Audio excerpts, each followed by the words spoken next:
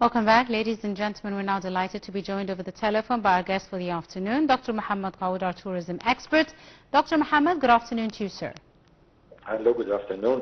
Thank you very much for joining us, Dr. Mohamed, this afternoon on Cairo local time. And let me start by asking you, Doctor, how important is Egypt's drive and aim to increase tourism revenues by at least 20% annually to reach a target of $45 billion US, and what are the plans in order to achieve this rate, Doctor? So currently, both the public sector and the private sector are both aligning forces in order to try to achieve this target. So currently, you have the tourism are representing more or less of 15% from the GDP of Egypt. Yes. With the aim, as you mentioned, to increase it to 20%. It's quite optimistic, especially with the current turmoil that's happening and the unpolitical instability in the region. Nevertheless, we have our merits. We have the things that we are currently working on in order to increase such number of tourism in order to achieve these numbers. So strategically wise, the government is working from different perspectives. One on the mega project, as you have seen the launch of Ras Al Hikma project, and soon as well we will announce another one on the Red Sea. These kind of mega projects are bringing a lot of foreign direct investment and a lot of new calibers as well and strategies to the market. So that's one of the strategies. Second one is a very broad level of incentives for investors to invest into the hotel industry. And we have seen the Minister of Tourism, His Excellency, and the Prime Minister himself as well, pushing hard into it together with the Minister of Finance and the Minister of Investment. Thirdly as well, a local initiative in order to increase the number of rooms by the central bank approach to incentivize the industry by ease loan, which is the 50 billion EGB initiative. So this is from the side of improving the infrastructure and increasing the hotel inventory and the lodging inventory. On the other hand, you have from the service industry and from the aviation industry. With the aviation, we have seen the announcement of the different airports. So that will increase the number of passengers coming to Egypt, plus as well increasing the number of airlines that have the license in order to fly to Egypt. So that's going along, and we have seen a very positive impact with the companies that were granted to fly from Saudi Arabia to Egypt on Al Alamein last summer, and how this boosted the tourism in the North Coast and extended the season in the North Coast until nowadays. Indeed. Yes. So, and lastly, the service industry, the incentives that are being doing currently for the different tour operators in all the countries in order to increase the customer experience in Egypt.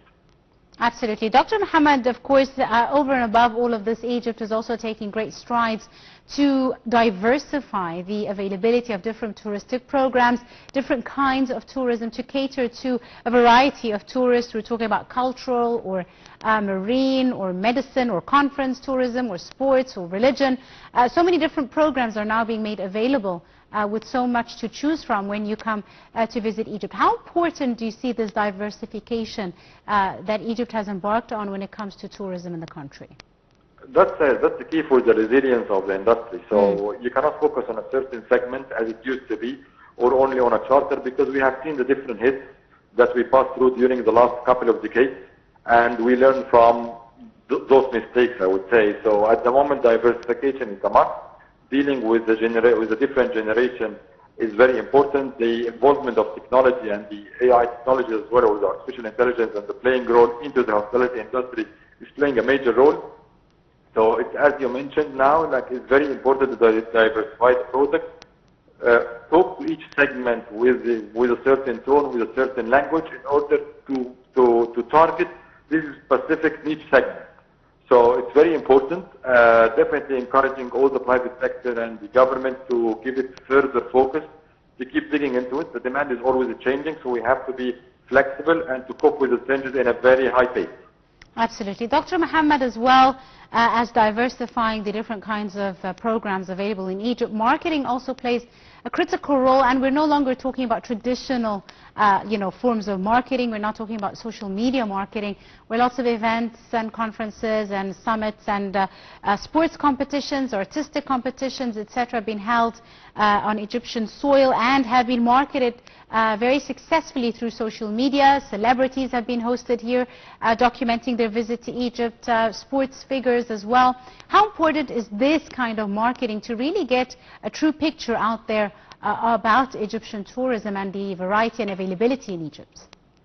I think that currently, like the marketing that the Ministry of Tourism through the professional board are playing is quite crucial, and they have been now present. We have seen them present in multiple conferences, including, as you mentioned, like the HAM conference. They focus only on MICE, which is meeting, incentive, conference, and event. Others they focus on leisure. Others they focus on different on a religious or pilgrimage trips. So you have definitely to diversify. You have to do like a proper marketing in order to reach, especially that you're opening new markets that didn't used to fly to Egypt. You're connecting with different segments across different ages as well. So it's very important that we focus on the marketing. We have a very deep market strategy in order to penetrate, how we're going to penetrate and how we're going to compete as well. Because like with what's happening around us in the different countries, there is a competition as well with Egypt. However, Egypt has a lot of privileges and benefits and unique selling propositions that we need to capture on them. Indeed. Dr. Mohamed, we recently saw the Prime Minister, Dr. Mustafa Madbouli, reviewing the progress of the first phase of the Ras Al Hikma city development project. This is a very important investment, a major project which is expected to reach $110 billion US dollars by 2045, and of course as well expected to be a wonderful and significant touristic destination. How do you see, the importance of such a project? Does this project represent successfully an Egyptian kind of new approach to tourism, especially marine tourism in the North Coast? So I feel like there are two main players over here, like Ras Al Hikma project and New Alamein City. Those are game changers. Those are the two that took the risk. They decided to develop on a mega scale and to create. They have the vision to create a destination as a year-round destination, attracting. Each is aiming for 1.5 to 2 million people to live in Al Alamein, and similar number as well, more or less, to live in Ras Al Hikma. So that's a destination that can, over the years to come, can accommodate between 4 to 5 million people living over there. So the dedication and the level of investment that has been done to them or committed to both of them is massive. We have seen like a nice development plan from now until 2020 to until 2045. So they will change definitely, like the North Coast, they will raise the bar among all the local developers. So people will be focusing more on the experience, focusing on the residents over there, how they can benefit all year round from the destination, and at the same time working on the quality. So the quality will be a focal point for everyone to survive on the North Coast, which at the end we will all aim to the development of the destination. Absolutely. Now, Dr. Mohamed, as we all know, tourism is a great, gate opener for many other industries and for the economy as a whole. And it's a very important opportunity to note that such a project like Ras Al Hikma is expected to generate lots of opportunities for employment, creating over 750,000 direct and indirect jobs.